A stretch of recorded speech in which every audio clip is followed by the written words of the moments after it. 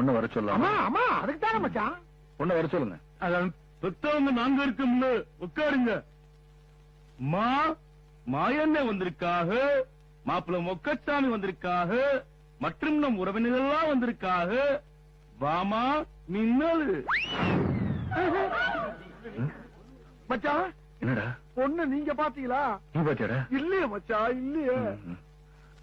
மாப்பிள்ள பொண்ண சரியா பாக்கலையா? பொண்ண மறுபடியும் ஒரு தடவை வர சொல்றீங்களா? அப்படியா? மாயண்ணே வந்திருக்காக, மாப்பிள்ள மொக்கச்சாமி வந்திருக்காக, மற்றும் நம் உறவினர்கள்லாம் வந்திருக்காக. வாமா மின்னல். வாங்க மச்சான் பாவம். என்னப்பா என்னாச்சு? என்னமா பொண்ணு பார்க்க வந்தா பொண்ணுகளை ஒரு காப்பியை கிப்பி கொடுத்து மாப்பிள்ளை அதுவும் 2 வார்த்தை பேசி பொண்ணு கிட்ட நான் 2 வார்த்தை பேசினா சுமூகமான முடிவு பெற முடியும்.